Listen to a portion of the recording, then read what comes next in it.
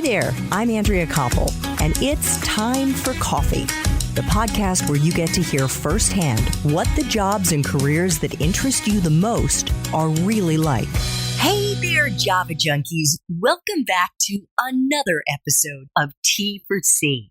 If you're interested in clean, renewable energy, then this is the episode for you. Because my next guest has spent almost 18 years working for the second largest publicly traded oil company in the world, and one that is investing $1 to $2 billion a year into clean energy. But before I introduce you to Phil Villagomez, I want to make sure you've signed up for the Java Junkies Journal. That's Time for Coffee's weekly newsletter that comes out on Mondays and gives you a one-stop shop way to learn more about the professionals and the episodes we're going to be featuring that week. And it is super easy to do. Just head over to the Time for Coffee website at time4coffee.org, and the sign-up box is right there on the homepage. Now, my friends, please grab your mug and take a chug of your favorite caffeinated brew, because it's time for another caffeinated career conversation. And my next guest is Phil Villagomez, the Business Development Operations Manager at Shell New Energies. Phil is responsible for managing the solar opportunity pipeline, including greenfield, co-development, and platform identification for Shell's global renewable energy portfolio. Prior to this role, Phil was the Electric Mobility Business Development Manager, focused on the commercialization of Shell's electric mobility proposition, that's another way of saying electric vehicles, in North America, and in particular in California. During the almost 18 years that Phil has worked at Shell, he's developed global courses for Shell employees on topics like natural gas, and he's been an account manager responsible for selling natural gas and power to commercial and industrial clients in the Pacific Northwest and California. Phil also served in the U.S. military almost 20 years ago as a petty officer second class in the U.S. Navy. Phil, welcome to Time for Coffee. Are you caffeinated and ready to go? Yes. In fact, I have tea and coffee today. Oh my gosh, you're double-fisted there. Yes, absolutely ready to go. Wonderful. Well, let me first begin by thanking you sincerely for your service to this country. Thank you. Appreciate it. I also want our young listeners to know that if they want to learn more about what you're doing right now in your current role at Shell New Energies and how Phil built his super interesting career, they should check out the show notes for this episode to see if Phil's main T4C interview has already dropped. But now it's time for us to dive into the 10 espresso shots, the purpose of which is to help our young listeners who may be interested in renewable energy to learn how they can break into this industry. So first espresso shot, Phil, what entry-level jobs are available to young people who want to break into this field? Yeah, that's a great question, because a lot of people have misconceptions thinking that renewable energy is all about engineering, and that's not really true. Today, young people that are studying either real estate or property background, obviously general finance, contracts and paralegals are very important for the multitude of agreements involved in any type of energy project. And one thing that's very interesting is community engagement. So you'd be surprised at how important a role engaging with both local municipalities, organizational groups, even NGOs that we're actually engaging with as we basically produce and promote our projects, not only in the U.S., but around the world. So for young people that are thinking, okay, I have background in community engagement, well, guess what? That might be a perfect fit for working in renewable energy, because we have to promote and really produce results on the local level.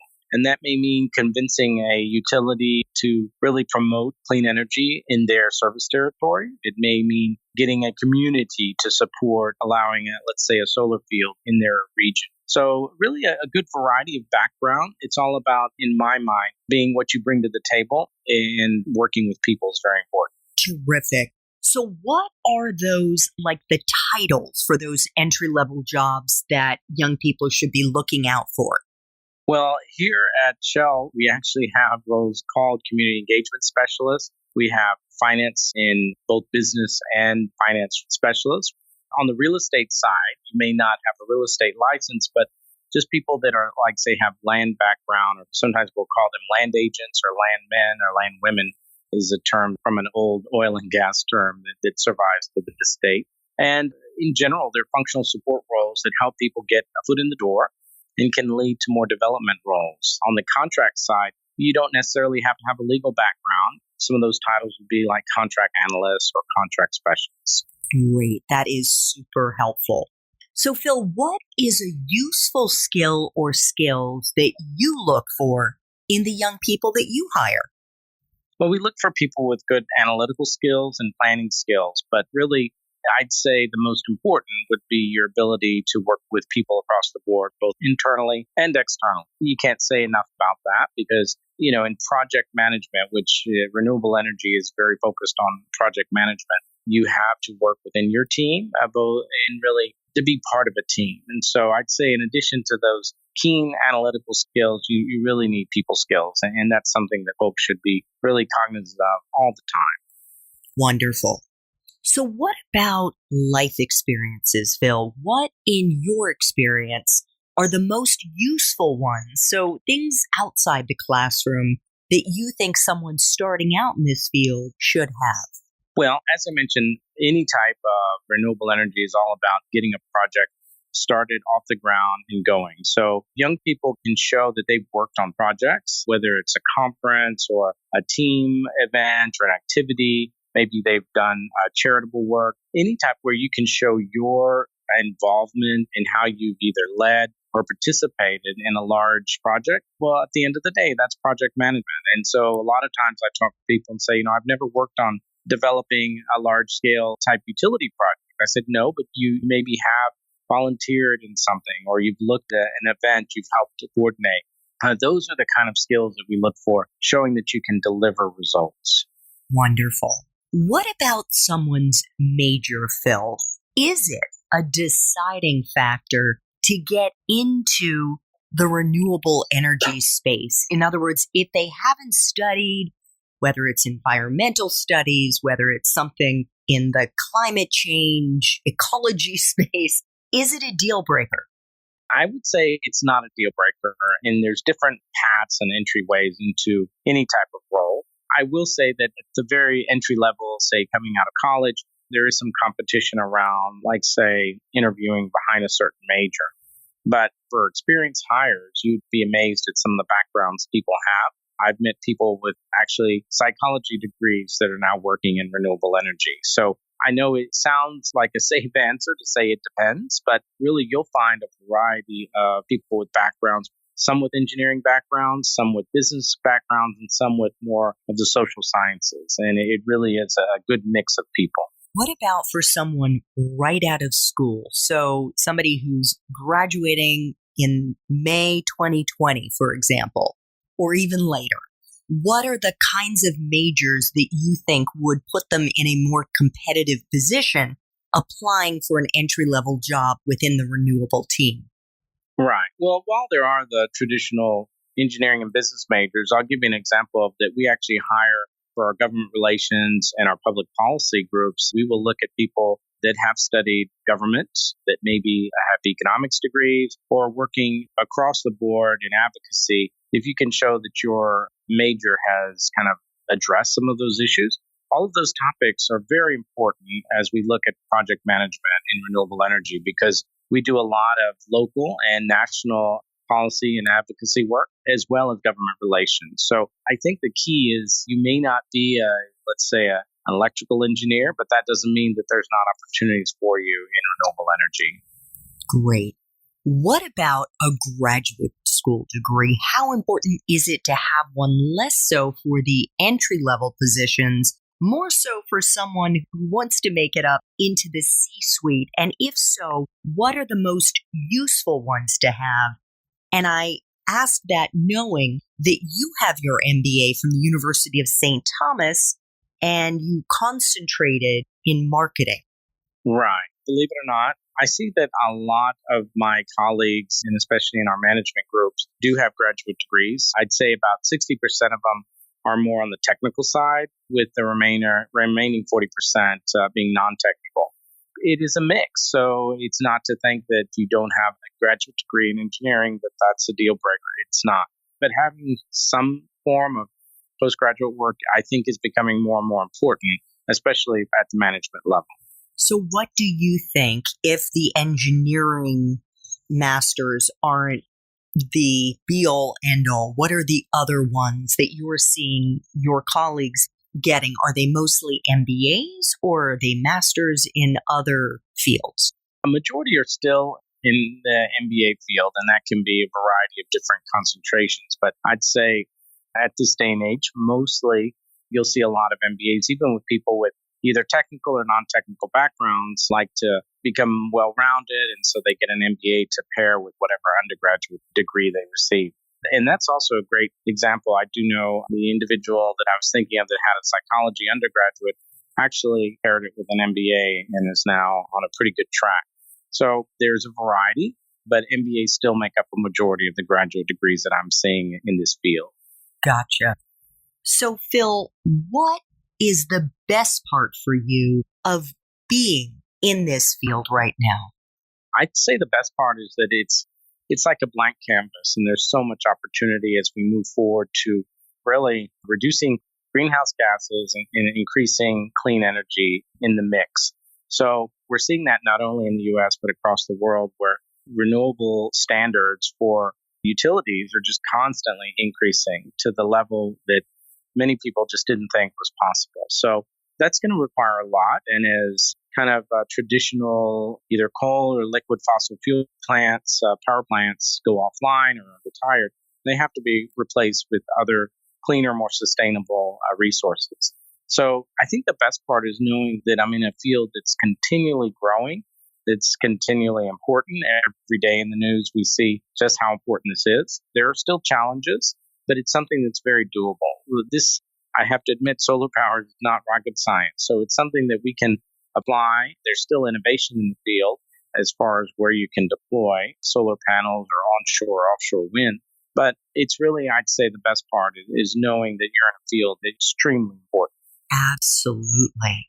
So, Phil, as we both know, there are ups and downs and wonderful things and not so wonderful things about every job that we have. What is the part for you as the business development operations manager at Shell's New Energies that sucks the most? Well, I think that we all know that projects have very long gestation periods. The development timeline is very long. And unfortunately, you'd be amazed at how many projects never make it to a final investment decision or get that final authorization to proceed, because so many things could go wrong in the years that it takes to develop, like, say, an onshore solar plant. There are just a million different things that could go wrong, or hurdles that could show up, challenges. And I'd say the most frustrating is that you can work on a project for years and it can fail in year 2, 3, or 4. And sometimes it feels like wasted time. So you have to be patient and understand that not everything you're working on will make it to a successful kind of delivery and will make it to that operational stage. But when you do have a project that makes it across the finish line, it makes it all the more kind of fruitful and just satisfying. Oh, I can totally see that. But how do you deal with the disappointment of knowing that you've put months and months and months, and in some cases, years of your life into a project that ends up getting scrapped? Yeah. Well, we always take learnings away from experiences and projects. And so even though something may not come to fruition, you've still learned a lot, whether it's about the region, whether it's about the technology you're deploying. It could be a variety of things. A lot of times you're learning about the people that are involved in the project, because some of these projects are so large. You have partners, external joint venture teams, and you're constantly learning about people you're working with. So, yeah, there's always something to take away. That is a great philosophy to have. So, Phil, what is the best career advice you've ever got?